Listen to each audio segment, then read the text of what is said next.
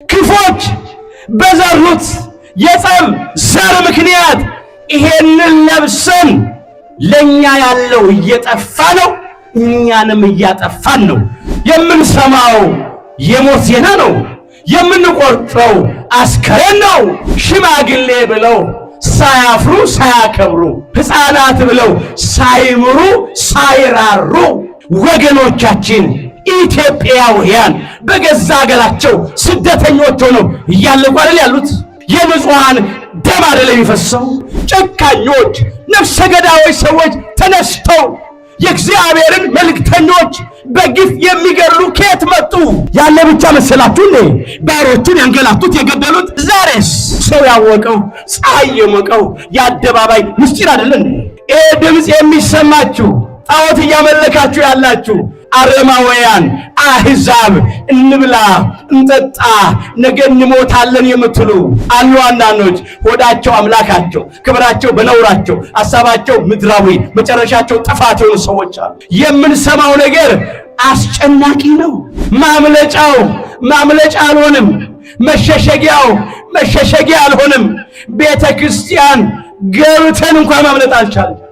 ገዳም እኮ የገቡ አባቶች በስጋት እኮ ነው ያሉት። ዛሬ ከከተማ ወጥቶ ለመግባት ዋስትና የለም።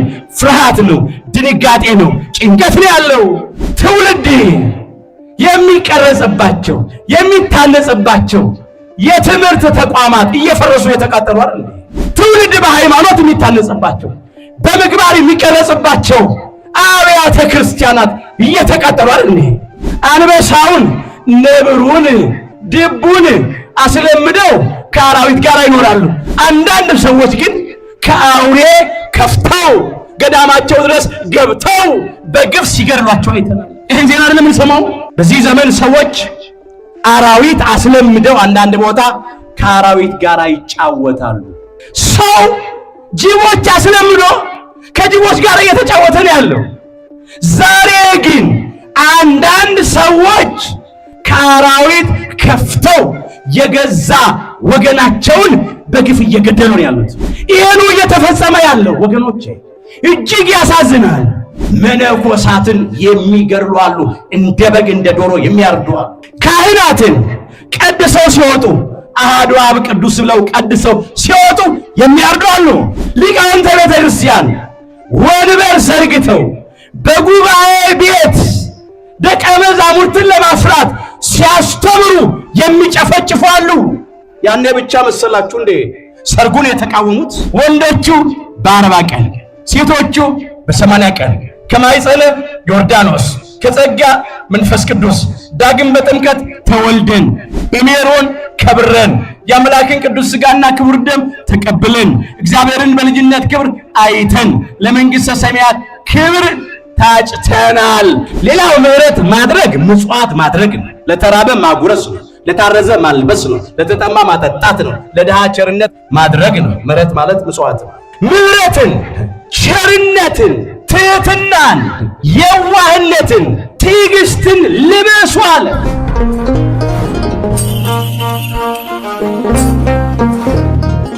በስመ አብ ወወልድ ወመንፈስ ቅዱስ አሃዱ አምላክ አሜን። ክቡር አባታችን መላከ ሰላም መምህር ባህሩ ሙሉዓለም የዚህ ቤተክርስቲያን አስተዳዳሪ፣ ክቡራን የአድባራትና የገዳማት አስተዳዳሪዎች፣ አባቶቼ ሊቃውንተ ቤተክርስቲያን በየማይረጋችሁ፣ አባቶቼ ካህናት፣ በአገልግሎት የምትመስሉኝ ወንድሞቼ መምህራነ ወንጌል፣ ወንድሞች ዲያቆናት፣ የእግዚአብሔር ልጆች፣ የድንግል ማርያም ወዳጆች እንደምን አመሻችሁ። በቸርነቱ ሳይገባን የኃጢአታችንን ብዛት የሰውነታችንን ክፋት ተመልክቶ ሳያጠፋን እድሜ ለንስሐ ሰጥቶ ዳግም በቅድስናው ስፍራ ሰብስቦ ስሙን እንድንጠራ ቃሉንም እንድንሰማ የፈቀደልን የአባቶቻችን የቅዱሳን አምላክ የሰራዊት ጌታ እግዚአብሔር ስለማይነገረው ስጦታው ክብርና ምስጋና ይግባው። የእናታችን የእመቤታችን የቅድስተ ቅዱሳን የድንግል ማርያም የወላዲተ አምላክ ረድኤትና በረከት ለዘላለሙ በሁላችን ላይ አድሮ ይኖር። የምስጢር ባለቤት እግዚአብሔር አምላካችን ለሁላችንም ምስጢሩን ገልጦ ያስተምረን። አስቀድመን በጠዋቱ ክፍለ ጊዜ ወደ ጀመርነው የትምህርት ርዕስ ነው የምናልፈው። ንዑ ውስተ ከብካበየ፣ ወደ ሰርጌ ኑ። የማቴዎስ ወንጌል ምዕራፍ 22 ቁጥር 4 ርዕሳችን።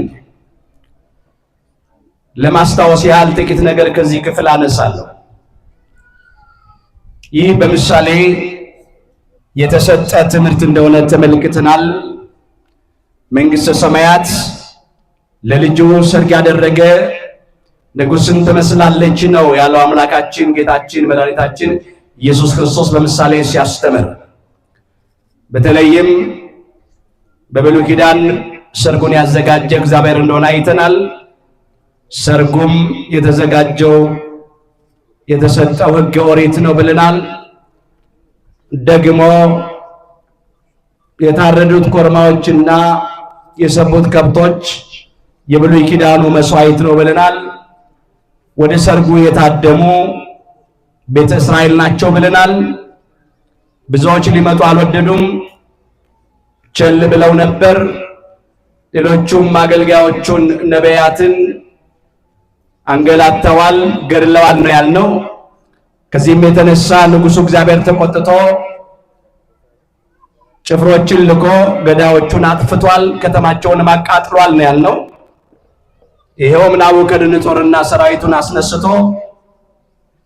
እስራኤላውያንን ገስጿል፣ ቤተ መቅደሱን አቃጥሏል፣ ኢየሩሳሌምንም ቅጥር አፍርሷል ነው ያልነው። በኋላ ግን እግዚአብሔር ከመዓት ወደ ምሕረት ከቁጣ ወደ ትዕግስት ዘንበል ብሎ እንደገና በምሕረቱ ጎብኝቷቸዋል ብለን የብሉይ ኪዳኑን ምስጢር በዚህ ቋጭተናል። ወደ አዲስ ኪዳኑ ስንመጣ የአዲስ ኪዳኑ ሰርግ ደግሞ ስናይ ሰርጉ ምስጢረ ስጋዌ ነገረ ተዋሂዶ እንደሆነ ተመልክተናል። አምላክ ሰው የሆነበት ሰው አምላክ የሆነበት ምስጢር ነው ያልነው። በሰርግ ቤት ሙሽራው ከሙሽራይቱ ጋር አንድ እንደሚሆኑ መለኮት ከትስብእት ትስብእት ከመለኮት ጋራ በተዋሂዶ አንድ ሆኗል ብለናል። ከሁለት ባህሪ አንድ ባህሪ፣ ከሁለት አካል አንድ አካል በተዋሂዶ ከብሮ ዓለምን ለማዳን ሲል ከቅድስተ ቅዱሳን ከድንግል ማርያም ተወልዶ ተገልጧል ነው ያልነው። አንዱ ይሄ ነው። ሌላው በሰርግ ቤት የሙሽራው ዘመዶችና የሙሽራይቱ ዘመዶች ይዋሃዳሉ፣ አንድ ይሆናሉ ብለናል።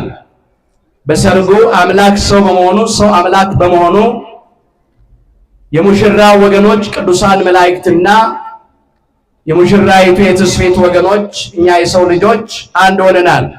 ሰማያውያን መላእክት ከምድራውያን የሰው ልጆች ጋር አንድ መሆናችንን የሚያጠይቅ ነው። የጸብ ግድግዳ መፍረሱን ማለት ነው። ይህም ብቻ አይደለም። በሰርግ ቤት መብል መጠጥ አለን ያልነው። የተዘጋጀው መብል መጠጥ በመጀመሪያ ደገኛይቱ ሕግ፣ ነፃ የወጣንባት ሕግ፣ ልጅነት ያገኘንባት ሕግ፣ ጸጋ እግዚአብሔር የለበስንባት ሕግ፣ ለቸርነቱ መንግሥተ ሰማያትን የምንወርስባት ሕግ ሕገ ወንጌል ናት ብለናል።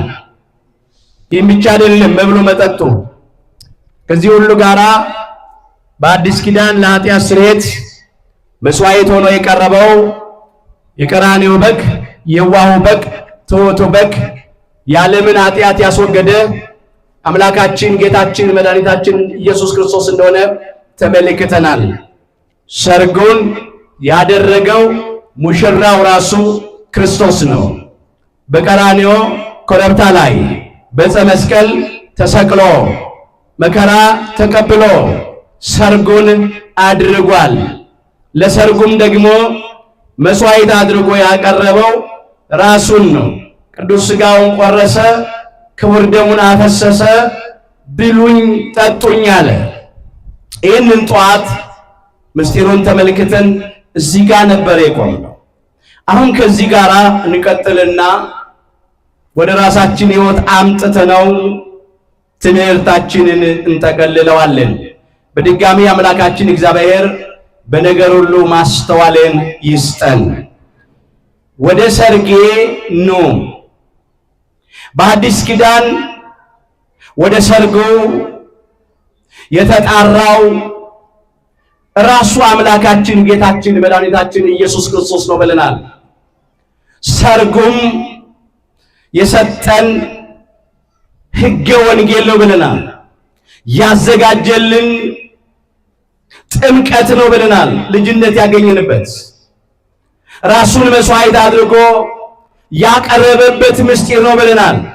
ሁሉ ተዘጋጅቷል። ቅዱስ ወንጌል ተዘጋጅቷል። ጥምቀት ተሰርቷል። ሥጋውን ቆርሶልናል፣ ደሙን አፍስሶልናል። አምላክ ሰው ሆኖልናል፣ ሰው አምላክ ሆኖልናል። የጎደለ የቀረ ነገር የለም።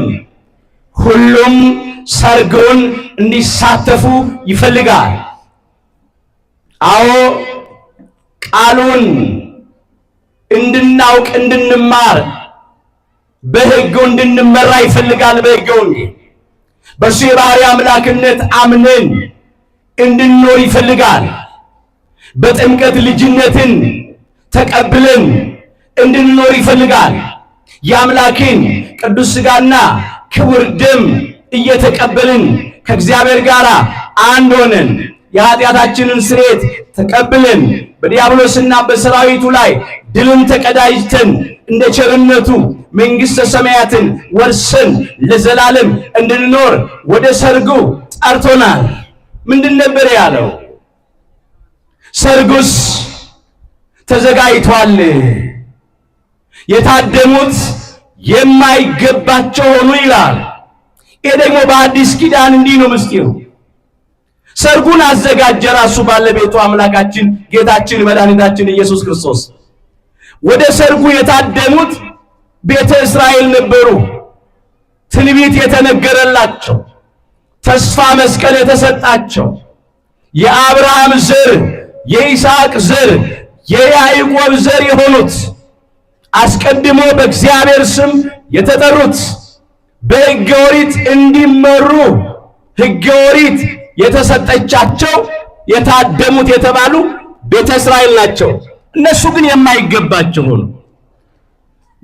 ሰርጉ ወንጌል ተዘጋጅቶ አልተቀበሉም፣ አላመኑም።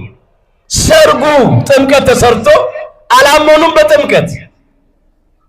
ሰርጉ ቅዱስ ሥጋውና ክቡር ደሙን ሰጥቶ ይሄን አንቀበልም አሉ። ይህም ብቻ አይደለም፣ ራሱ አምላካችን ጌታችን መድኃኒታችን ኢየሱስ ክርስቶስን አላመኑበትም። እንዲያውም በዚህ ፋንታ በግፍ ሰቅለው ገደሉት። የማይገባቸው ሆኑ ማለት ይሄ ነው። ሊድኑ የዘላለምን ሕይወት ሊቀበሉ አልፈቀዱም። በራሳቸው ላይ ፈርደው ከዚህ ተለዩ። እንዲህ ያለ ንጉሡ እንግዲህ አለ፣ የታደሙት የማይገባቸው ሆኑ። ሰርጉስ ተዘጋጅቶ ነበር፣ የጎደለ ነገር አልነበረም። ስለዚህ ወደ መንገድ መተላለፊያ ሂዱ አለ። ውጡ፣ አሁን ያገኛችሁትን ሁሉ ወደ ሰርጌ ጥሩ አለ። ቅድመ ሁኔታ እንዳታስቀምጡ፣ መስፈርት እንዳታደርጉ፣ ያገኛችሁትን ሁሉ ጥሩ። በመንገድ ላይ የምታገኙትን በአራቱም ማዕዘናት ውጡ። ይህም ማለት እንደዚህ ነው። እስቲ በሉ ወደ ዓለም በሉ ሂዱ፣ ወንጌልንም ለፍጥረት ስበኩ። የማርቆስ ወንጌል ምዕራፍ 16 ቁጥር 15። ወደ መንገድ መተላለፊያ ወጥታችሁ ያገኛችሁትን ሁሉ ወደ ሰርጌ ጠርታችሁ አምጡ ማለት እንደዚህ ነው። በአራቱም ማዕዘናት በሰሜንም በደቡብም በምስራቅም በምዕራብም በአራቱም ማዕዘናት ወንጌልን አስተምሩ፣ ልዩነት ሳታደርጉ ለነጭም ለጥቁርም፣ ለሕዝብም ለአሕዛብም፣ ለባለጠጎችም ለድሆችም፣ ለጌቶችም ለባሪያዎችም፣ ለወንዶችም ለሴቶችም ለሁሉም ወንጌል ይሰበክ፣ ሁሉን ወደ ሰርጌ ጥሩ፣ በቅዱስ ወንጌል አሳምኑ ነው። በአብ በወልድ በመንፈስ ቅዱስ ስም አጥምቁ ነው። ቅዱስ ሥጋዬን ክቡር ደሜን አቀብሉ ነው። ለምን? ሰው ሁሉ ለሰማያዊቷ ሰርግ ቤት ለመንግሥተ ሰማያት ክብር እንዲበቃ ሁሉን ወደ ሰርጉ ጥሩልኛል። አምላካችን በሰርግ ጥሪው ልዩነት አላደረገም፣ አድሎ አላደረገም። ምድራዊ ሰርግ ቤቶች ሲዘጋጁ ድግስ ሲደገስ እነማን እንደሚጠሩ እናውቃለን።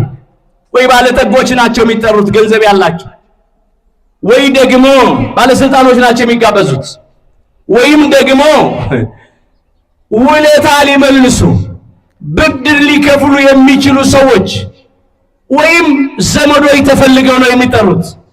አምላካችን ጌታችን መድኃኒታችን ኢየሱስ ክርስቶስ ግን ወደ ሰርጌ ኑ ሲል ያለ ልዩነት ነው። ሂድ ወደ ዓለም። የሱ ፈቃድ ሁላችን እንድንድን ነው፣ የዘላለም ሕይወት እንድናገኝ ነው። ከኛ ማንም ሰው እንዲጠፋ ፈቃዱ አይደለም። እኛ በራሳችን ላይ ካልጨከንን በስተቀር እግዚአብሔር በእኛ ላይ አይጨክንም።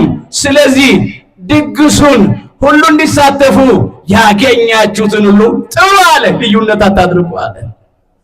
አንዳንድ ጊዜ ሰርግ ቤት አይታችሁ ከሆነ ወላጆች ተጠርተው ልጆች አይጠሩም። ምን ይላል ካርዱ ላይ? የሰርግ መጥሪያው ካርድ ላይ ለልጆች ቦታ የለንም ይላል።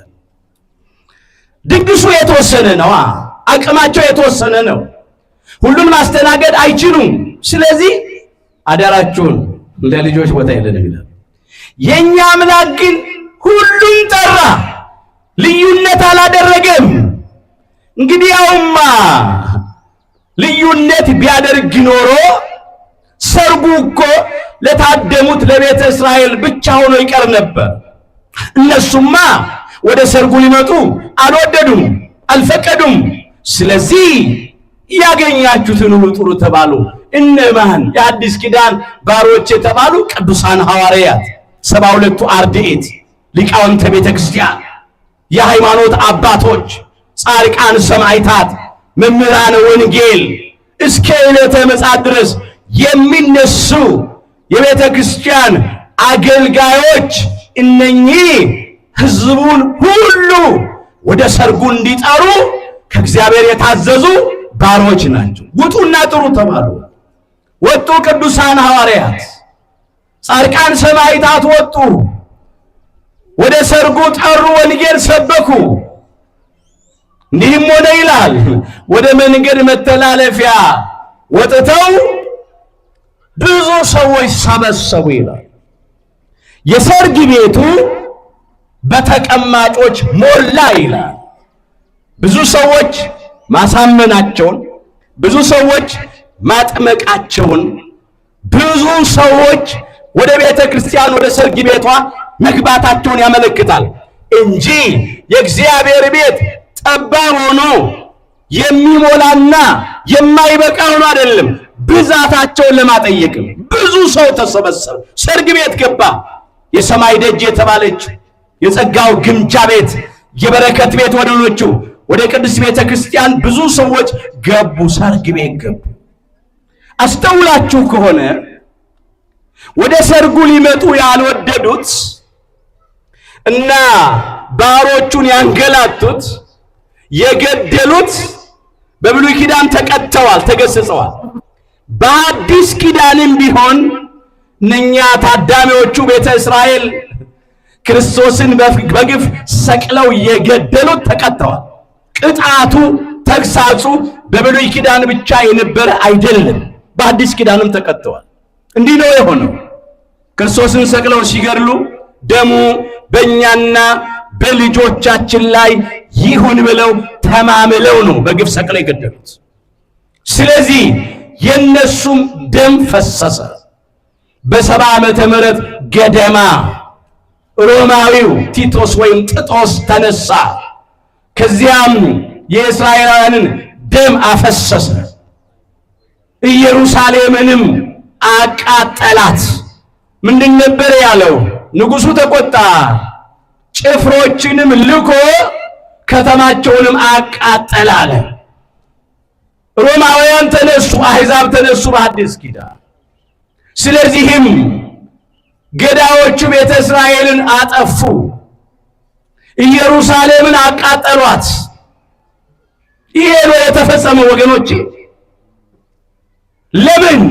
እስራኤላውያን በክርስቶስ ደም ስለታጠቡ፣ የክርስቶስን ደም በግፍ ስላፈሰሱ ይሄ ደረሰባቸው።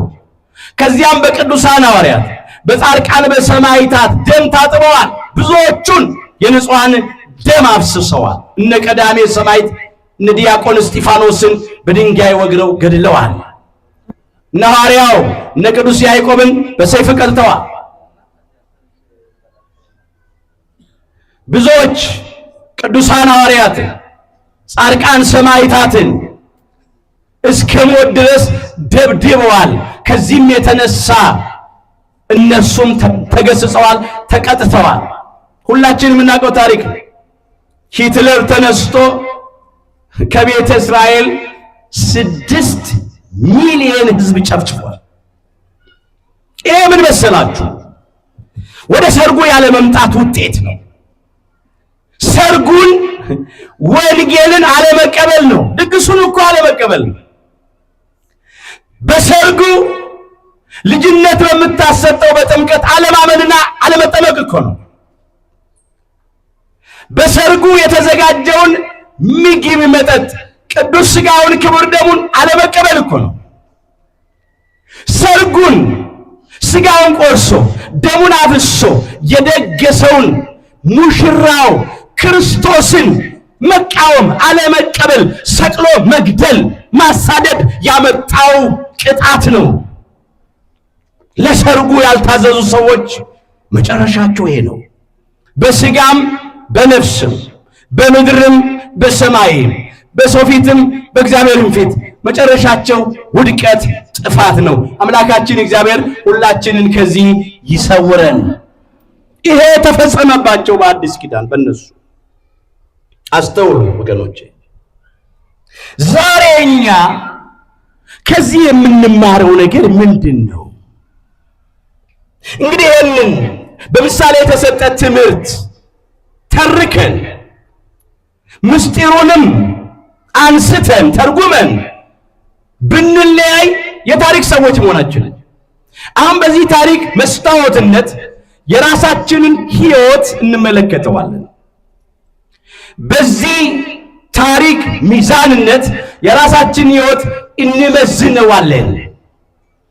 ዛሬም አምላካችን ጌታችን መድኃኒታችን ኢየሱስ ክርስቶስ ንጉሡ እንደዚህ ይላል ባሮቹን፣ አገልጋዮቹን፣ በዘመናችን ያሉትን የሃይማኖት አባቶችን፣ ሊቃውንተ ቤተ ክርስቲያንን፣ ካህናትን፣ መምህራነ ወንጌልን እንደዚህ ይላል፣ ድግሴ ተዘጋጅቷል ይላል። ኮርማዎቼና የሰቡት ከብቶቼ ታርደዋል ይላል። ሁሉ ተዘጋጅቷል። ወደ ሰርጌ ኑ ብላችሁ ጥሩልኝ ይላል። ድግሱ ተዘጋጅቷል። ወንጌል ተሰጥታለች። ቅዱሳት መጻሕፍት ተጽፈዋል።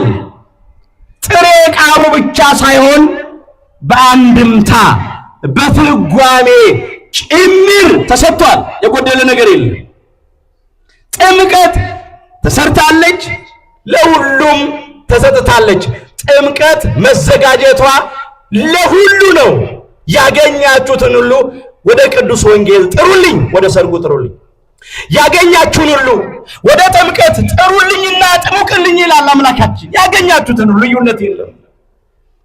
ቅዱስ ሥጋውን ቆርሶ ክቡር ደሙን አፍስሶ አምላካችን ኢየሱስ ክርስቶስ የሰጠው ለዓለም ሁሉ ነው፣ ለተወሰኑ ሰዎች ብቻ አይደለም። እኛም አይተናል። አባትም ልጁን የዓለም መድኃኒት ሊሆን እንደላከው እንመሰክራለን አለ ቅዱስ ዮሐንስ በመልእክቱ ሲመዘግብ አንደኛ ዮሐንስ ምዕራፍ 4 ቁጥር 14 ላይ ሁሉም ትቶ ስለተከተለ ከዋለበት ስለዋለ የእጁን ተአምራት ስላየ የቃሉን ትምህርት ስለሰማ የቁርጥ ቀን ወዳጅ የመስቀል ስር ሐዋርያ ነውና ምስክርነቱ የታመነ ነው።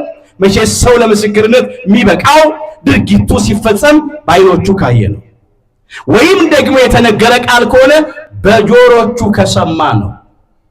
ነገሩ ሲነገር ያልሰማ ሰው ወይም ድርጊቱ ሲፈጸም ያላየ ሰው ምስክር ሆኖ መቆምና መቆጠር አይችልም። እሱ ግን ያየውን ይመሰክራል። እኛም አይተናል አለ ራሱን ከቅዱሳን ሐዋርያት ጋር ቆጥሮ ሲናገር ነው። አባትም አለ እግዚአብሔር አብን ነው፣ ልጁን አለ እግዚአብሔር ወልድ ኢየሱስ ክርስቶስን ነው። የዓለም መድኃኒት ሊሆን እንደላከው እንመሰክራለን አለ። ለዚህ እኮ ነው መድኃኔ ዓለም የምንለው ወይም መድህን ዓለም የምንለው የዓለም መድኃኒት ስንል ነው።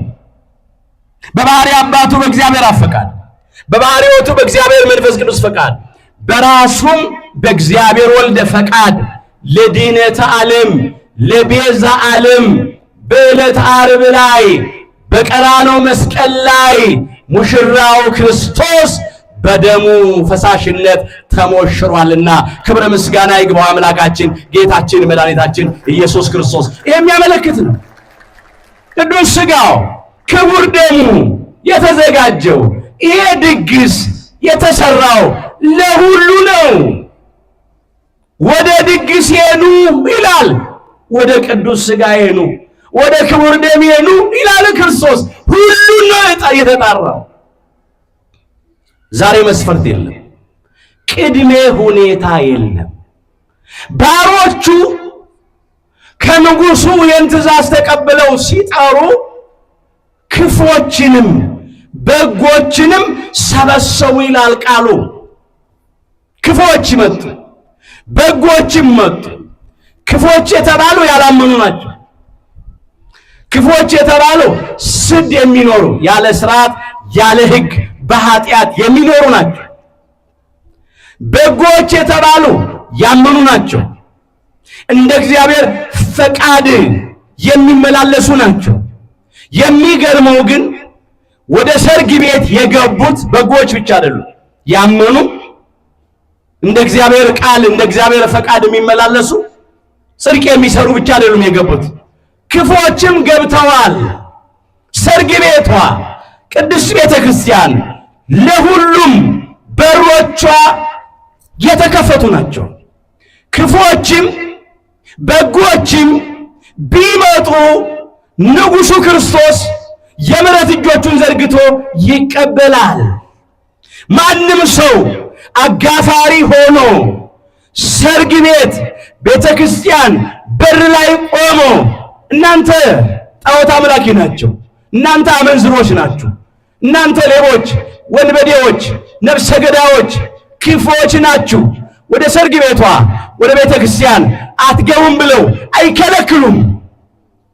ድግሱ ሰርጉ የተዘጋጀው ለሁሉ ስለሆነ እስቲ በሉ ያገኛችሁትን ሁሉ በሉ ጥሩ። ንጉሡ የተናገረው ቃል ነው። ያገኛችሁትን ሁሉ ጥሩ። እነሱስ ማንን ጠሩ? ክፎችንም በጎችንም ጠሩ ያለ ልዩነት።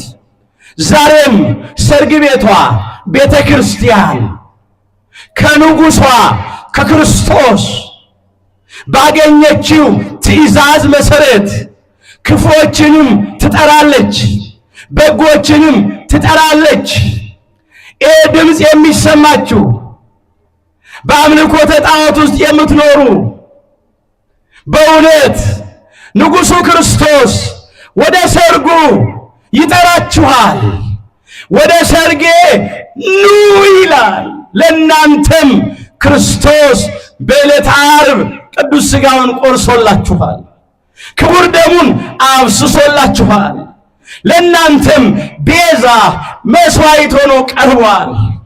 በማዳኑ ሥራ አድሎ አላደረገም፣ ልዩነት አልፈጠረም። ስለዚህ እናንተንም ይጣራል።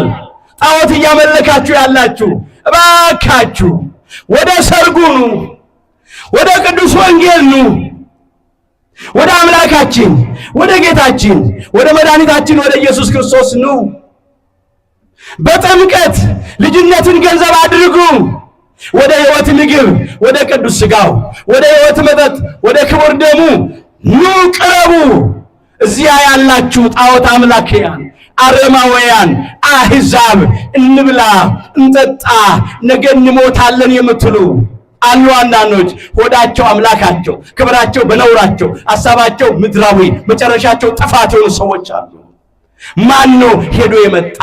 ማን ነው ሞቶ የተነሳ? የማያውቁት ሀገር አይናፍቅም የሚሉ ሰዎች አሉ። ለመብላት የሚኖሩ ሰዎች አሉ። እነኝን ይጣራል። ኑ ወደ ሰርጌ ይላል አምላካችን። መናፍቃን ተጠራጣሪዎች በሁለታ ልብ ያነከሳችሁ ያላችሁ ይጠራችኋል። ንጉሡ ክርስቶስ ወደ ሰርጉ ኑ ይላል። በእርሱ የባህሪ አምላክነት፣ የባህሪ ጌትነት፣ የባህሪ መድኃኒትነት ታምኑ ዘንድ ይጠራችኋል። ቅረቡ ይላል። ለሁሉም ነው ጥሪው። ክፉዎች ይምጡ። ሌላው አምነን ተጠምቀን በእውነት ልጅነትን ገንዘብ ያደረግን እኛ ክርስቲያኖችንም ይጠራናል። እኛ የኢትዮጵያ ኦርቶዶክሳዊት ተዋሕዶ ቤተ ክርስቲያን ልጆች ወደ ሰርግ ቤት ገብተናል። ሰርጉን እየተቋደስን ያለነው ወንዶቹ በ40 ቀን ሴቶቹ በ80 ቀን ከማኅፀነ ዮርዳኖስ ከጸጋ መንፈስ ቅዱስ ዳግም በጥምቀት ተወልደን በሜሮን ከብረን የአምላክን ቅዱስ ሥጋና ክቡር ደም ተቀብለን እግዚአብሔርን በልጅነት ክብር አይተን ለመንግሥተ ሰማያት ክብር ታጭተናል። ሰርግ ቤት ነው ያለነው። ጥሪው ደርሶናል። ከሙሽራው ከክርስቶስ ጋር ነን። እርሱ አባታችን ነው፣ እኛም ልጆቹ ነን። ክብረ ምስጋና ለአምላካችን ለጌታችን ለመድኃኒታችን ለኢየሱስ ክርስቶስ ይሁን። ያለነው ሰርግ ቤት ነው። ሰርግ ቤቷ ቅድስት ቤተ ክርስቲያን ናት። ሙሽራው ክርስቶስ ነው። ከሱ ጋር ያለነው አሁን ሰርግ ቤቱን የጎበኘ ንጉሥ ዛሬም ቤተ ክርስቲያንን ይጎበኛታል። ትዝ ይላችኋል። ያን ጊዜ ወደ ሰርጉ ባሮቹ ሲጣሩ አንዳንዶቹ ቸል ብለው ወደ እርሻቸው ወደ ንግዳቸው ሄዱ ነው ያለው። አንዳንዶቹ ባሮቹን አንገላቷቸው፣ ገደሏቸው ነው ያለው። ዛሬስ ቢሆን ንጉሡ አምላካችን እግዚአብሔር አገልጋዮችን፣ ሊቃውንተ ቤተ ክርስቲያንን፣ መነኮሳትን፣ ካህናትን፣ መምህራነ ወንጌልን ወደ ዓለም ላከ። ወደ መንገድ መተላለፊያ ላከ። በአራቱም ማዕዘናት ወደ ሰርጌ ጥሩልኝ ብሎ አንዳንዶች ይህን ድግስ ቸል አሉ። ከሰማያዊው መንግሥት ምድራዊው ይሻለናል አሉ። ከማያልፈው የሚያልፈውን መረጡ። ከዘላለማዊው ክብር የጊዜያውን ጥቅም ፈለጉ። ስለዚህ ከመንፈሳዊው ክብር ይልቅ ሥጋዊውን መርጠው ወደ ሰርጉ አንመጣም አሉ። በገዛ ፈቃዳቸው ሄዱ። ዛሬም ከሰርግ ቤቷ ከቅዱስ ቤተ ክርስቲያን የራቁ ከሰርጉ ከቅዱስ ወንጌል ከጥምቀት ከሥጋ ወደሙ ከሙሽራው ከክርስቶስ ርቀው እንዲሁ ሚቅበዘበዙ አሉ። ይህ ብቻ እንዳይመስላችሁ። የሚያሳዝነው ደግሞ የቀሩት ደግሞ ባሮቹን አንገላቱ፣ ገደሉ ነው የሚለው። አንዳንዶች ደግሞ ወደ ሰርጉ የሚጠሯቸውን የእግዚአብሔርን ባሮች መነኮሳትን የሚገድሉ አሉ። እንደ በግ እንደ ዶሮ የሚያርዱ አሉ። ካህናትን ቀድሰው ሲወጡ አሐዱ አብ ቅዱስ ብለው ቀድሰው ሲወጡ የሚያርዱ አሉ። ሊቃውንተ ቤተ ክርስቲያን ወንበር ዘርግተው በጉባኤ ቤት ደቀ መዛሙርትን ለማፍራት ሲያስተምሩ የሚጨፈጭፉ አሉ።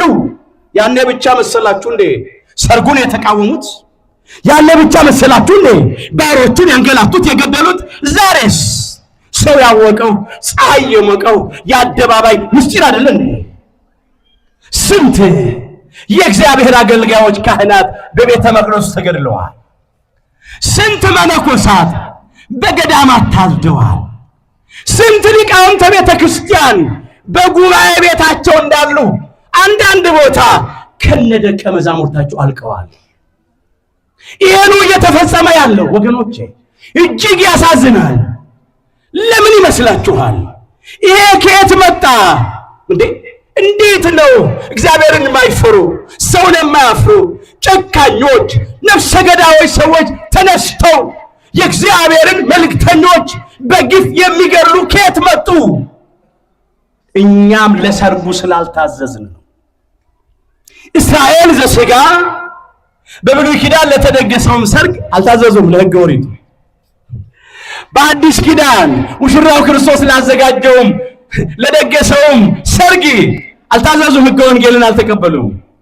ስለዚህ ንጉሡ ተቆጣ፣ ቅጣትን አመጣ። ዛሬም ይሄ ነው ያለ መታዘዝ ውጤት። እስቲ ከኔ ጋር በሉ ኃጢአታችሁ በሉ መልካምን ነገር ከለከለቻችሁ፣ በደላችሁም እነዚህን አስቀርታለች። ትንቢተ ኤርምያስ ምዕራፍ 5 ቁጥር 25። ለጊዜው ይሄ ቃል ለእስራኤል ዘሥጋ የተነገረ ነው። ፍጻሜው ዛሬ ለእኛም የሚነገር ነው። እስራኤል ዘሥጋ እድምተኞቹ ለንጉሡ ቃል ለእግዚአብሔር አልታዘዙም። የእግዚአብሔርን ባሮች አገልጋዮች ቅዱሳን ነቢያትን አሰቃዩ፣ አንገላቱ፣ ገደሉ። ስለዚህ እግዚአብሔር ከኃጢአታቸው ብዛት የተነሳ መከራ መጣባቸው፣ ለአሕዛብ አሳልፎ ሰጣቸው። በረሃብ አለቁ፣ በበሽታ ተቀሰፉ። ዘር ፈጽሞ እንዳይጠፋ ጥቂቶች ተማርከው ባቢሎን ወረዱ። 70 ዘመን ሙሉ መከራ ስቃዩን ያልነው። ዛሬስ እኛ ሰይፉ ነው። ይሄው እርስ በርሳችን እየተባላን ነው። እልቂት ነው የምንሰማው፣ የሞት ዜና ነው የምንቆርጠው፣ አስከሬን ነው። ሽማግሌ ብለው ሳያፍሩ ሳያከብሩ፣ ሕፃናት ብለው ሳይምሩ ሳይራሩ ወገኖቻችን ኢትዮጵያውያን በገዛ ሀገራቸው ስደተኞች ሆነው እያለቁ አይደል ያሉት? የንጹሃን ደም አይደል የሚፈሰው? ከተሞች እየተቃጠሉ አይደል እንዴ? ትውልድ የሚቀረጽባቸው የሚታነጽባቸው የትምህርት ተቋማት እየፈረሱ የተቃጠሉ አይደል እንዴ?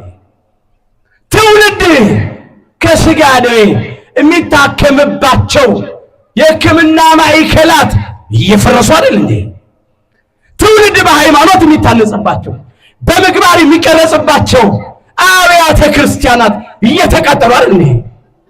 በገዳማት ያሉ መናንያን መናንያት፣ መነኮሳት መነኮሳያት ድምፀ አራዊቱን ግርማ ሌሊቱን ጸባጋንንቱን ታግሰው በጾም በጸሎት በስግደት ተጠምደው ለሀገር ለወገን ለዓለም ሁሉ የሚጸልዩ በግፍ እየተገደሉ አይደል እንዴ?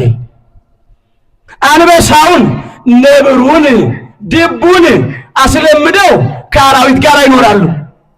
አንዳንድ ሰዎች ግን ከአውሬ ከፍተው ገዳማቸው ድረስ ገብተው በግፍ ሲገድሏቸው አይተናል። ይህን ዜና አይደለም የምንሰማው? እስቲ ባካችሁ ከኔ ጋር በሉ የምትገዛልን ነፍስ በሉ ለአራዊት አትስጣት፣ የችግረኞችንም ነፍስ ለዘወትር አትርሳ። የዳዊት መዝሙር 73 ቁጥር 19። ዛሬ ከአባታችን ከክቡር ዳዊት ጋር እንዲህ እያልን እግዚአብሔርን ልንለምን ያስፈልገናል። ለጊዜው ክቡር ዳዊት ስለ ወገኖቹ ስለ እስራኤል ዘሥጋ ተገብቶ ከእንባ ጋር ይሄንን ዘምሮታል። በሃይማኖት የምትገዛልህን ለአምልኮትህ የምትንበረከክልህን ሲል ነው። በምግባር የምትታዘዝልህን ፈቃድህን የምትፈጽምልህን ነፍስ ወይም ሰውነት ለአራዊት አትስጣት። አራዊት ያላቸው ጅቦችን፣ አንበሶችን፣ ነብሮችን እንዳይመስላችሁ። አራዊት ያላቸው አሕዛብን ነው፣ አረማውያንን ነው፣ ጨካኞቹን፣ ነፍሰ ገዳዮቹን፣ ጣዖት አምላኪያኑን ነው። በአራዊት መሰላቸው። ጨካኞች ናቸው። አንዳንዶቹ ከአራዊትም ይከፋሉ። በዚህ ዘመን ሰዎች አራዊት አስለምደው አንዳንድ ቦታ ከአራዊት ጋር ይጫወታሉ። በዚህ በምስራቁ ኢትዮጵያ በሐረር አካባቢ አንድ ሰው አለ ጅብ ያስለመደ። ከጅቦች ጋር ይጫወታል። አላያችሁትም? በእጁ ብቻ አይደለም ለጅብ ስጋ ያበላው፣ በአፉ በጥርሱ ጭምር ለጅብ ስጋ ያበላል። ሰው ጅቦች አስለምዶ ከጅቦች ጋር እየተጫወተ ነው ያለው። ዛሬ ግን አንዳንድ ሰዎች ከአራዊት ከፍተው የገዛ ወገናቸውን በግፍ እየገደሉ ነው ያሉት። ለዚህ ነው ክቡር ዳዊት የምትገዛልህን ነፍስ ወይም ሰውነት ለአራዊት ለአሕዛብ አትስጣት፣ ለዲያብሎስና ለሰራዊቱ አትስጣት ማለቱ ነው። የችግረኞችን ነፍስ ለዘወትር አትርሳ ብሎ ለመነ፣ ተማጸነ፣ ወደ እግዚአብሔር አለቀሰ። ዛሬም እኛ እንዲህ ያልንጠራ የምናየው የምንሰማው ነገር አስጨናቂ ነው። ማምለጫው ማምለጫ አልሆንም፣ መሸሸጊያው መሸሸጊያ አልሆንም። ቤተ ክርስቲያን ገብተን እንኳን ማምለጥ አልቻለም። ገዳም እኮ የገቡ አባቶች በስጋት እኮ ነው ያሉት። ዛሬ ከከተማ ወጥቶ ለመግባት ዋስትና የለም። ፍርሃት ነው፣ ድንጋጤ ነው፣ ጭንቀት ነው ያለው። ይሄ የኃጢአት ውጤት ነው፣ የበደል ውጤት ነው። አሁን በሌላው ላይ ማሳበቡን እንተው። ሁላችንም ከልብ እንመለስና እግዚአብሔርን እንለምነው። የበደልን ሰዎች ይቅርታ ጠይቀን፣ የተበደልን ሰዎች ይቅርታ አድርገን ከተመለስን እግዚአብሔር ይመለሳል። እግዚአብሔር ባለ ብዙ ምሕረት ነው፣ ባለ ታላቅም ይቅርታ ነው። ማንም ሰው እንዲጠፋ ፈቃዱ ስላልሆነ ግን እኛም በዚህ ውስጥ እያለፍን ነው። መልእክተኞችን የሚያንገላቱ አሉ፣ አገልጋዮቹን የሚያንገላቱ አሉ፣ የሚገርፉ፣ የሚያስሩ፣ የሚያሰቃዩ፣ የሚገድሉም አሉ። እግዚአብሔር አምላካችን በቃችሁ ይበለን። የአባቶች ክብር የት አለ ዛሬ? የቤተ ክርስቲያን ክብር የት አለ ዛሬ? አክሊል ከራሳችን ወድቋል። ተዋርደናል እኮ አፍረናል፣ አንገት ደፍተናል። ለምን? ስላልታዘዝ ነው፣ ለእግዚአብሔር ስላልተመቸን፣ ወደ ፈቃዱ ዘንበል ስላላልን፣ ጥሪውን ስላላደመጥን የመጣብን ነገር ነው። ሰርግ ቤት ገብተናል። ክርስቲያኖች ያለነው ሰርግ ቤት ቤተ ክርስቲያን ወንጌል እየተማርን ነው፣ እኛም እየሰበክን ነው። ስጋ ወደሙ ዕለት ዕለት በቅዳሴው ጊዜ እየተዘጋጀ ይቀርባል። የጎደለ ነገር የለም። ቤተ ክርስቲያን ስንዱ ናት። ድግሴ ተዘጋጅቷል አለ ክርስቶስ። ሁሉ ተዘጋጅቷል፣ ወደ ሰርጌ ኑ። ቤተ ክርስቲያን ሁሉን አዘጋጅታ እየተጣራች ነው። እኛም መተናል። በእግዚአብሔር ቸርነት ሰርግ ቤት ቤተ ክርስቲያን ገብተናል። ልብሳችን ምን ይመስላል? እስቲ በዓይነ ሕሊናችን ወደ ምድራዊ ሰርግ ቤት እንሂድ። ለምድራዊው ሰርግ ቤት ጥሪ ሲደርሰን እንዳቅማችን የቻልን አዲስ ልብስ ለብሰን እንሄዳለን ሰርግ ቤት። ያልቻልን ያለንን የቆሸሸ ልብስ አጥበን አንጽተን እንሄዳለን።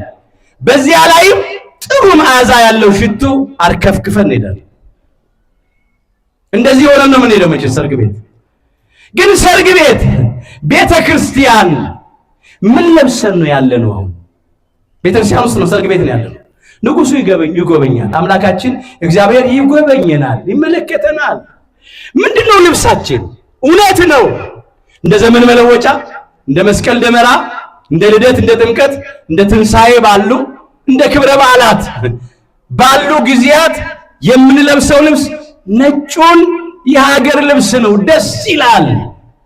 ግን እንደ ነጩ ልብስ ውስጣችን ነጭ ጻዕዳ ነው ወይ ነው ጥያቄው? ያማረ የተወደደ ነው ወይ ነው ጥያቄው?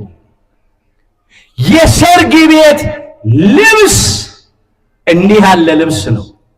ቅዱስ ጳውሎስ ለቆላሲስ ምዕመናን በጻፈው መልእክቱ በምዕራፍ 3 ቁጥር 12 ጀምሮ መዝግቦታል። ይሄንን ልብስ ከኔ ጋር እንድትሉ ፈልጋለሁ። ምክንያቱም አሁን ልብሳችን እናየዋለን።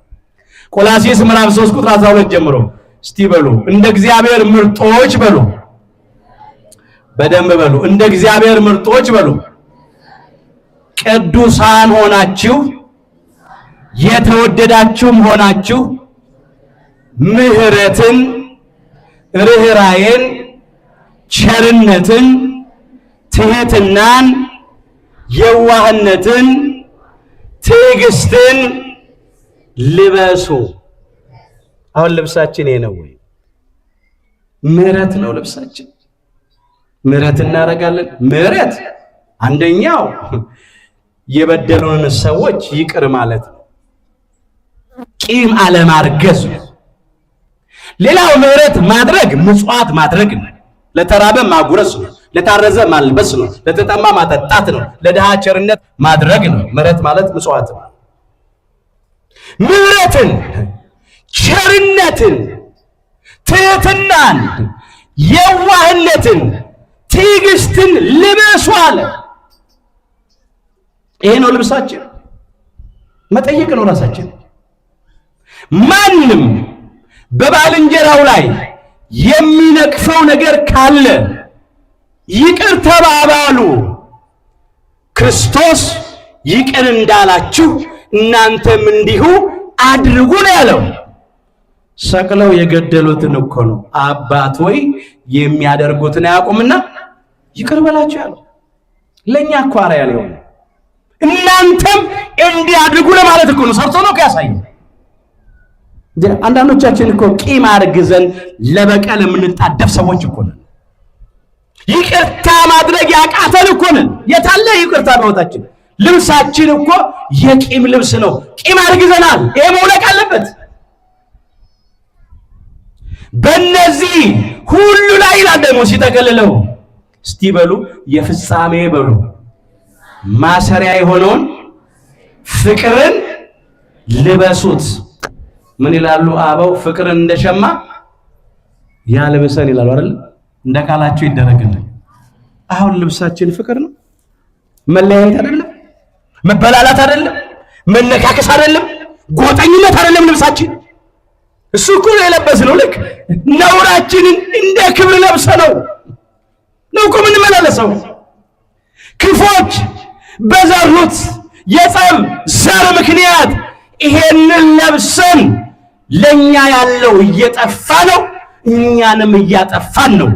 ከዚህ ምንም ያተረፍነውና ምናተርፈው ነገር የለም። እስቲ በሉ እርስ በርሳችሁ በሉ ብትበላሉና ብትነካከሱ እርስ በርሳችሁ እንዳትጠፋፉ ተጠንቀቁ።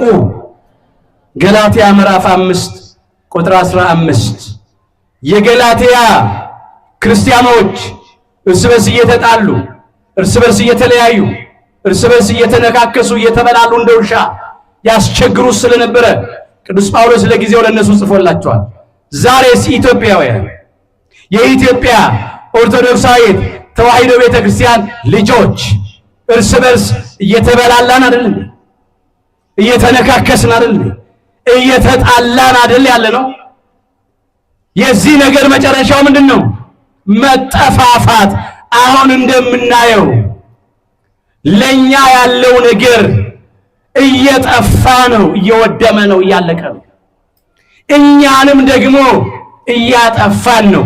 መተኪያ የሌለው ውድ የሆነ የሰው ሕይወት በግፍ እየጠፋ ነው ያለው። እዚህ ውስጥ ነው ያለነው። ለምን? ልብሳችን የመለያየት፣ የመቃቃር፣ የመበላላት፣ የመነካከስ፣ የጥላቻ፣ የጎጠኝነት ልብስ ስለሆነ ያለነው ሰርግ ቤት ነው። ልብሳችን ግን ቆሻሻ ነው። አንዳንዶቻችን መቀየር አለበት፣ መውለቅ አለበት። ንጉሡ ጎበኝ። ሲጎበኝ እንዲያውም ጥሩ ነው የተገኘው አንድ ሰው ብቻ ነው ይላል ታሪኩ። አንድ ሰው የሰርግ ልብስ ያለበሰ አንድ ሰው ብቻ ተገኘ ነው የሚለው ታሪኩ። ምሳሌ ዛሬ እኔ እንጃ እንዲያውም የሰርግ ቤት ከለበሱት እድምተኞች ይልቅ ያለበስነው እድምተኞች ቁጥር የሚበዛ ይመስለኛል። ይጎበኛል። አየውና ጠየቀው፣ እንዲህ አለው፣ ወዳጄ ሆይ አለው፣ መፍቀሬ ሰብ ነው አምላካችን ጌታችን መድኃኒታችን ኢየሱስ ክርስቶስ በገዛ ፈቃዱ የወደደን አምላክ ስለሆነ እኛ ሳንወደው እሱ አስቀድሞ የወደደን ስለሆነ እንዲያው ያለምንም ቅድመ ሁኔታና መስፈርት የወደደን አምላካችን ስለሆነ ጠላቶቹ ሳለን እንኳን የወደደን አምላክ ስለሆነ ኃጢአተኞች በደለኞች ሳለን የሚወደድ ነገር ሳይኖረን የወደደን አምላካችን ስለሆነ በዘላለም ፍቅሩ ወረት በሌለበት በማይቀዘቅዝ በጥላቻ በማይለወጥ ፍቅር የወደደን አምላክ ስለሆነ ራሱ ፍቅር የፍቅር ምንጭ ነውና ወዳጄ ሆይ ብሎ በፍቅር ቃል ይጠይቀዋል። ያኮ የሰርግ ልብስ ሳይለብስ ሰርግ ቤት መካከል ቁጭ ያለው ነው። እንዲህም ይለዋል፣ የሰርግ ልብስ ሳትለብስ ወዴት እንደዚህ ገባህ ይለዋል። እንዴት እዚህ ገባህ? እንዴት እዚህ ተገኘ ይለዋል። ምን ማለት መሰላችሁ? ይሄ ሰው አምኗል እንደኛ። ይሄ ሰው የእግዚአብሔርን ልጅነት ገንዘብ አድርጓል። ነገር ግን በጎ ምግባር አልለበሰም፣ ጽድቅ አልያዘም። ልብሱ ቆሻሻ ነው። ሃይማኖት ይዟል፣ ምግባር አልያዘም። ሰርግ ቤት አለ፣ ቤተ ክርስቲያን ገብቷል፣ ግን የሰርግ ልብስ አልለበስክም። እንደ ብዙዎቻችን ማለት ነው። ዛሬ ይጠይቀናል አምላካችን።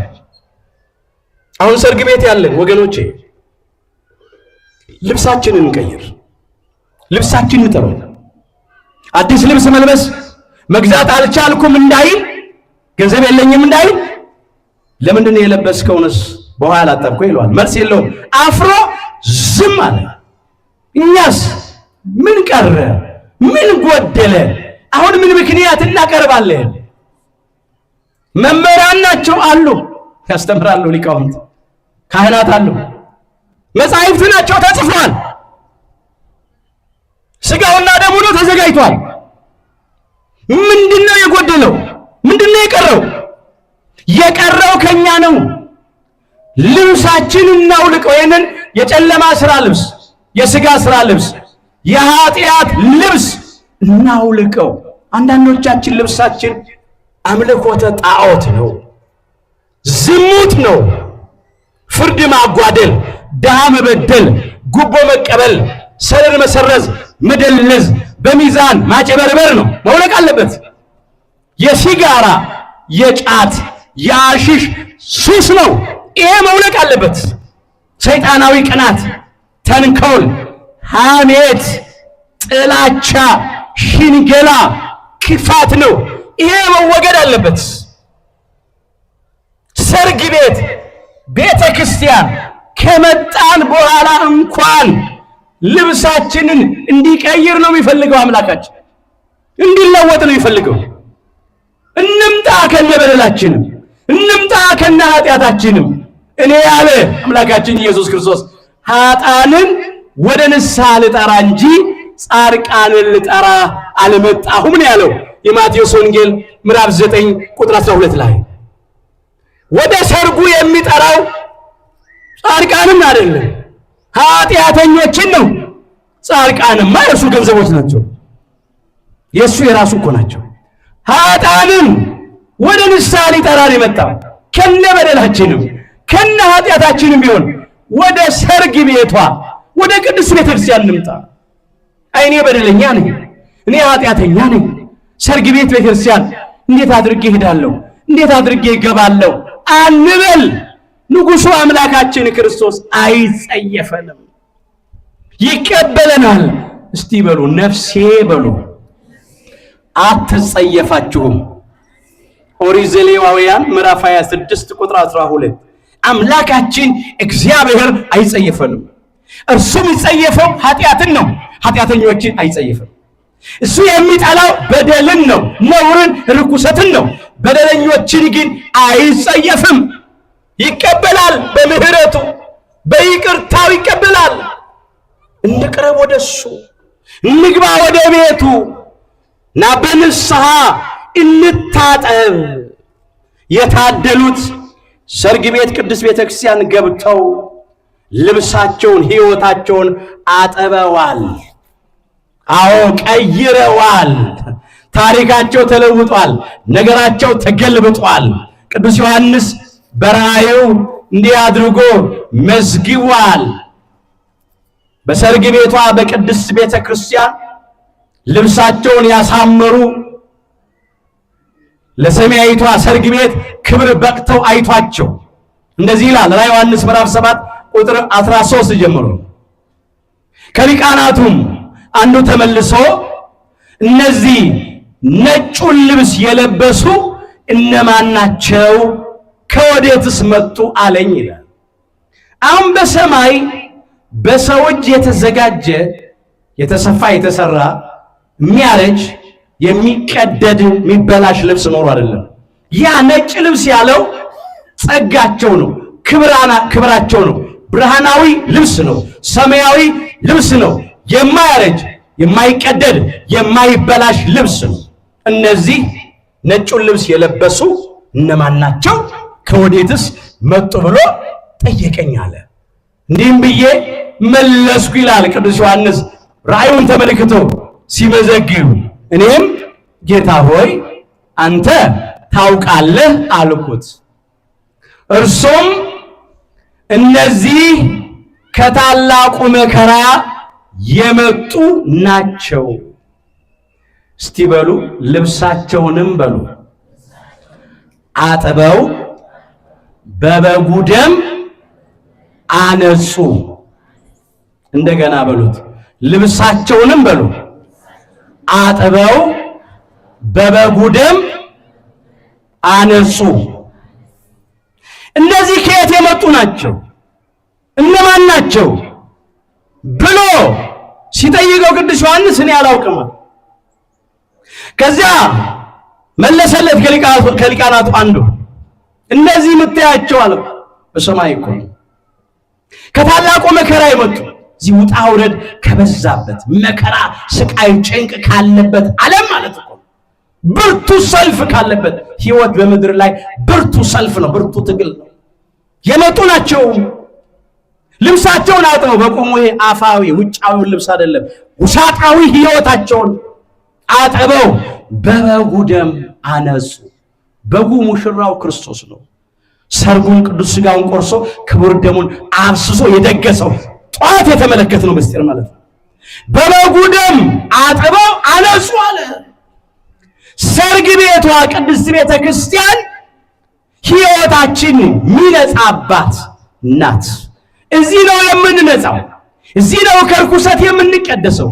እዚህ ነው የኃጢአታችንን ስርየት የምናገኘው። ከነ እድፋችን ከነ ቆሻሻችንም ከነ ክፉ መዓዛችንም ቢሆን እንምጣና እዚህ እንታጠብ። ክፎችም በጎችም ቤቱን ሞሉት ነው የሚለው። እንምጣ ግን እዚህ እንለወጥ። ወደሙ ለኢየሱስ ክርስቶስ ያነጻሃነ እምኩሉ ኃጣውኢነ ይላል። የኢየሱስ ክርስቶስ ደም ከኃጢአታችን ሁሉ ያነጻናል። አንደኛ ዮሐንስ ምዕራፍ 1 ቁጥር 7 በበጉ ደም ልብሳቸውን አጥበው አነጹ ማለት ይሄ ነው። ወደዚህ እንቅረብና እንታጠብ። እስከ መቼ ድረስ ሰርግ ቤት ተቀምጠን የሰርግ ቤት ልብስ ሳንለብስ? እስከ መቼ ድረስ ክርስቲያኖች ተብለን ተጠርተን የክርስትና ፍሬ ሳይገኝብን ዘመን እያስቆጠርን እንኖራለን? ካላመኑት ካልተጠመቁት ስድ ከሚኖሩት ከአሕዛብ በምን ተለየን እኛ? ቦታ መለወጥ ብቻ እንዴ? አምላካችን እኮ የሚፈልገው ቦታ እንድንቀይር ብቻ አይደለም፣ ሕይወታችን እንዲቀየር ነው የሚፈልገው። ቦታ ለውጠን ሰርግ ቤት እንደተገኘን ከዓለም ተጠርተን አምላካችን በእውነት ሕይወታችንም እንዲለወጥ ሁላችንንም ይርዳን። መለወጥ ያስፈልጋል እንጂ እንደዚሁ የክርስትና ሥራ ሳይሰሩ ክርስቲያን መስሎ ብቻ መመላለስ አያስፈልግም። መምሰልና መሆን በጣም ይለያያል። አሁን አምላካችን ይፈልገው መሆንን ነው። እስቲ በሉ ለክርስቶስ ወንጌል በሉ እንደሚገባ ኑሩ። ፊልጵስዩስ ምዕራፍ 1 ቁጥር 27 ለክርስቶስ ወንጌል እንደሚገባ መኖር። አሁን ወንጌልን እንደኔ እዚህ ጋር ቆሞ መጽሐፍ እየጠቀሱ የሚናገር ሞልቷል። ለእናንተ ቁጭ ብሎ የሚሰማ ሞልቷል። የምንዘምራለን የመጽሐፍ ቅዱሱን ቃል ጽፈን በትልቅ ብራና ላይ ምናንጠለጥላለን፣ መኪናችን ላይ ምንለጥፋለን፣ ቢሮአችን ውስጥ ምናስቀምጣለን፣ ልብሳችን ላይ አትመን ምን ሄዳለን። ጥሩ ነው፣ ግን ለክርስቶስ ወንጌል እንደሚገባ እየኖርን ነው ወይ ነው ጥያቄው። መናገር አንድ ነገር ነው፣ መስማት አንድ ነገር ነው፣ ማንበብ አንድ ነገር ነው፣ ደግሞ እንደ ቃሉ መኖር ሌላ ነገር ነው። ሰሚዎቹም እናንተ፣ ተናጋሪዎቹም እኛ፣ ጸሐፊዎቹም፣ ዘማሪዎቹም፣ አንባቢዎቹም ሁላችንም ልንድን ልንጠቀም የምንችለው እንደ ወንጌል ስንኖር ነው። ያ ካልሆነ ግን ይሄ ቃል ያስፈርድብናል። ቃሉ የሚያስፈርድልን እንጂ የሚያስፈርድብን አያድርግብን። እየፈሰሰ ነው ቃሉ፣ እየተነገረ ነው፣ የጎደለ ነገር የለም። አሁን መለወጥ ያስፈልጋል ወገኖች። ዛሬም ይጎበኛል እሱ። የታደሉት በእግዚአብሔር ዙፋን ፊት አሉ ይላል። እነኚህ ሃይማኖታቸውን ያጸኑት፣ ምግባራቸውን ያቀኑት፣ ለንስሐ የሚገባ ፍሬ ያፈሩት፣ የአምላክን ቅዱስ ሥጋና ክቡር ደም የተቀበሉት፣ የተዘጋጁት በእግዚአብሔር ዙፋን ፊት አሉ ይላል። ሌሊትና ቀንም በመቅደሱ ያመልኩታል ይላል። ከገቡ መውጣት፣ ካገኙ ማጣት በሌለባት፣ በሰው ዓይን ባልታየችው፣ በሰው ልብ ባልታሰበችው፣ በሰው ጆሮ ባልተሰማችው እግዚአብሔር ለወዳጆቹ ባዘጋጃት በርስተ መንግሥተ ሰማያት ለዘላለም በክብር ይኖራሉ። ቅዱስ ጳውሎስ እንደመዘገበ አንደኛ ቆሮንቶስ ምዕራፍ 2 ቁጥር 9 ላይ መዝግቧል። በሰው ዓይን ያልታየች አለ፣ ገና አልተገለጠችም፣ አልተሰጠችም መንግሥተ ሰማያት። በሰው ልብ ያልታሰበች አለ፣ ከሐሳብ በላይ ናት። በሰው ጆሮ ያልተሰማች አለ፣ ከቋንቋ በላይ ናትና መንግሥተ ሰማያት ክብሯ እግዚአብሔር ለሚወዱት ያዘጋጃት አለ። ወደዚያ ይገባሉ። ሙሽራው ክርስቶስን ተከትለው ምግባቸው ምስጋናቸው ነው፣ ምስጋናቸው ምግባቸው ሆኖ እንደ ሰማያውያኑ፣ እንደ ብርሃናውያኑ፣ እንደ እሳታውያኑ፣ እንደ ቅዱሳን መላእክት እግዚአብሔርን ቅዱስ ቅዱስ ቅዱስ እያሉ ያለ እረፍት ያመሰግኑታል። የታደሉት ማለት ነው። ልብሳቸውን የቀየሩት፣ ያስተካከሉት እውነተኞቹ ክርስቲያኖች ማለት ነው። እግዚአብሔር በቸርነቱ ሁላችንን ከነርሱ ጋር ከምርጦቹ ከወዳጆቹ ከቅዱሳኑ ጋር ይቁጠረን። ከእንግዲህ ወዲህ አይራቡም፣ ከእንግዲህ ወዲህ አይጠሙም፣ ፀሐይና ትኩሳትም አይወርድባቸውም ይላል። በዚያ ረሃብ የለም፣ በሽታ የለም፣ ጦርነት፣ መከራ፣ ስቃይ፣ ችግር የለም። እረፍት ነው፣ የዘላለም ሕይወት ነው።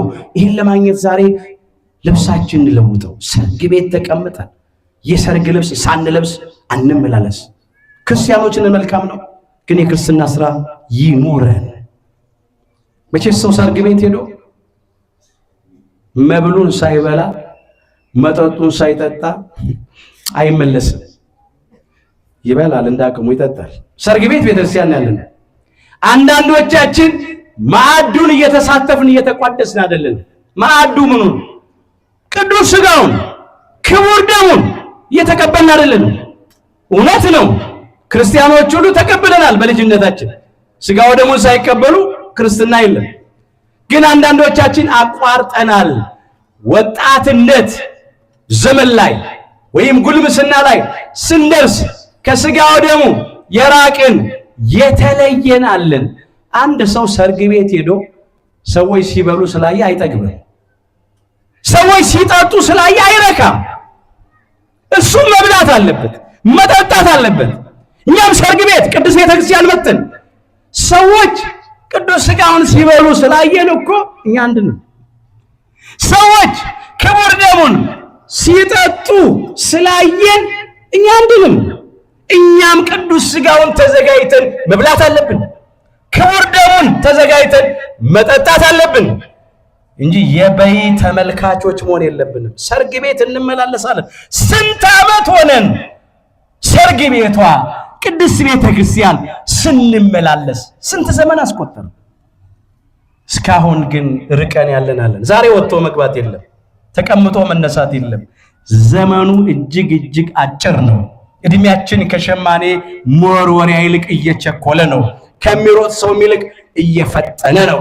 ወጥቶ መግባት ተቀምጦ መነሳት የለም። ሞት ደጃፋችን ላይ ነው። ስለዚህ አምላካችን እግዚአብሔር የጨመረልን እድሜ ለንስሐ ነውና እንመለስ።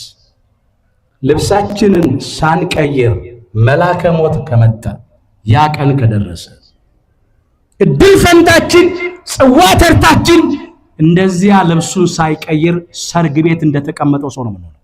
ምን አለው ያንን ልብሱን ያልቀየረውን ሰው? እንዲህ እኮ አለ። አገልጋዮቹን ይላል። አገልጋዮቹ የተባሉት እዚህ ላይ ቅዱሳን መላእክት ናቸው። እጁንና እግሩን አስራችሁ በውጭ ወዳለ ጨለማ አውጡት አለ። በዚያ ልቅሶና ጥርስ ማፋጨት ይሆናል ያለው። አገልጋዮቹ ቅዱሳን መላእክት ያልተመለሱትን እምቢ ያሉትን አመፀኞቹን እስከ መጨረሻ ነፍሳቸው ከሥጋቸው እስክትለይ ድረስ ንስሐ ለመግባት ያልፈቀዱትን ሰዎች በፍርድ ቀን ትሎ ወደማያንቀላፋ እሳት ወደማይጠፋ ጨለማው ወደማይገፋ ወደ ዘላለም ገሃነመ እሳት ይጥሏቸዋል። እግዚአብሔር ሁላችንን ከዚህ ይሰውረን። ልብሳችንን ቀይር። እስመ ብዙሃን እሙንቱ ጽዋን ወዳጣን ህርወያን። እስቲ በሉ የተመረጡ የተጠሩ በሉ ብዙዎች፣ የተመረጡ ግን ጥቂቶች ናቸው። የማቴዎስ ወንጌል ምዕራፍ 22 ቁጥር 14 የተነሳንበት የመጽሐፍ ቅዱስ ክፍል ነው። እንደገና በሉት የተጠሩ በሉ ብዙዎች፣ የተመረጡ ግን ጥቂቶች ናቸው። እግዚአብሔር ከምርጦቹ ይቁጠረን። አሁን የኢትዮጵያ ኦርቶዶክሳዊት ተዋሕዶ ቤተክርስቲያን ልጆች ተብለን የተጠራን በክርስቶስ ክርስቲያን በወልድ ውሉድ የተሰኘን የእግዚአብሔር ልጆች የምንባል ክርስቲያኖች ቁጥራችን በጣም ብዙ ነው። በጣም ብዙ ሚሊዮን ነን። ግን ስንቶቻችን ከተመረጡት ተቆጥረን ይሆን? መጽሐፉ ያለው የተጠሩት ብዙዎች ናቸው ያለው፣ የተመረጡ ግን ጥቂቶች ናቸው ያለው። እንደተጠራን ከምርጦቹ አምላካችን እግዚአብሔር ይቁጠረን። ንዑ ውስተ ከብካቤ፣ ወደ ሰርጌ ኑ። የማቴዎስ ወንጌል ምዕራፍ 22 ቁጥር 4 ሳይመሽብን ወደ ሰርጉ እንቅረብ። ሁላችን ከውድቀታችን ተነስተን ከርኩሰታችን ተቀድሰን ወደ አባቶቻችን ወደ ካህናት ቀርበን ኃጢአታችንን ተናዘን ቅዱስ ሥጋውን በልተን ክቡር ደሙን ጠጥተን መንግሥቱን እንድንወርስ ስሙን እንድንቀድስ ኃያሉ እግዚአብሔር አምላካችን ይርዳን። እግዚአብሔር አምላካችን በቸርነቱ የሁላችንንም መጨረሻችንን ያሳምርልን።